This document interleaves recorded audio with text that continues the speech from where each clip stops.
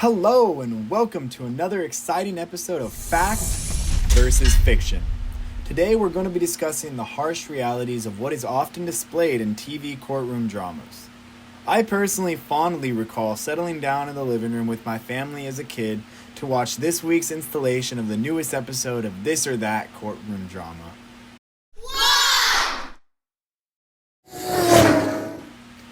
Now, the first trope that I'm going to talk about today is the way that everything moves so quickly. Shows like Law & Order, Drop Dead Diva, and Suits all have to fit their programming into a 1-hour window. Because of this, everything always has a beginning, a middle, and an end. Sadly, this is just not the way that our legal system works. Instead of a new case every week or episode, lawyers are often working many cases at a time, for weeks, months, or even years. On top of this, these shows need to maintain viewership above all else, which means that they need to be jam-packed with drama at every single turn. The law does not move quickly, but settlements can save everyone time, money, and effort by simply never entering court. The second trope that I'm going to be discussing today is the way that forensic technology is seen as a concrete fact. This falsehood is so popular that it has been dubbed the CSI effect. The name originates from the show, in which fantastical technologies are used to solve crimes in astonishing times. What can be portrayed as fact on TV is very different from what can be portrayed as fact in a courtroom. But with jurors already primed to think that forensics are certifiably undeniable, they'll be hard-pressed to refute any side of the argument that can provide an expert witness, adding to the overall time and cost of any sort of legal proceeding. On top of this subconscious priming, jurors will expect some sort of explicit smoking gun to deem someone guilty, and the lack thereof can make them hesitant to decide guilt. The third trope that I'm going to get into today is the way that many people believe or are even concerned that their courtroom will be full of audience members. Now, unless you're Johnny Depp or some other famous A-list celebrity, nobody cares about your trial. I'm sorry, I'm not sorry. Oftentimes, only particularly famous cases catch any sort of media attention. And even then, we really tend to only see the emotional highlights, if there are any.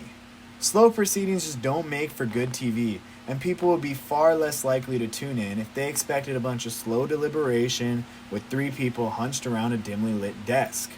While shows like Better Call Saul, Matlock, or Criminal Minds would lead you to believe that there is always a large audience, they're most likely just fellow lawyers or defendants waiting for their ever-nearing arraignment. So fun.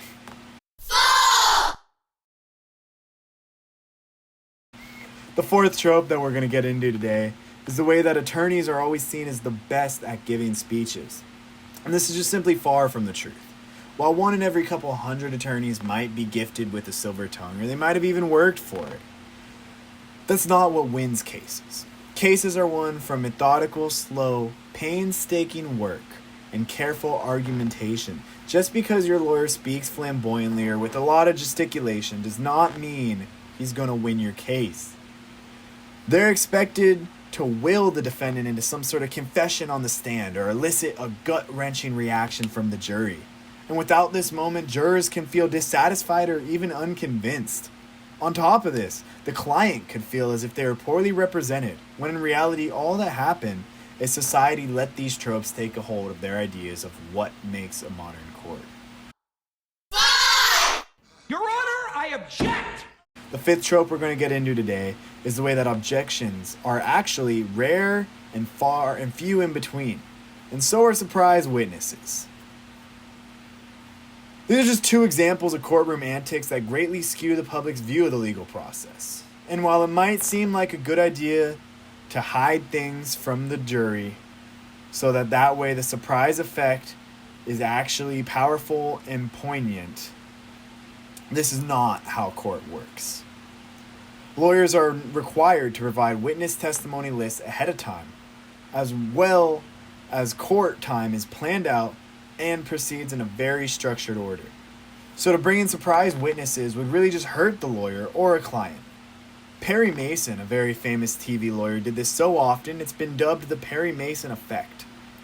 As I laid out today, these TV representations of courtrooms are dramatized for flair and for audience retention above all else.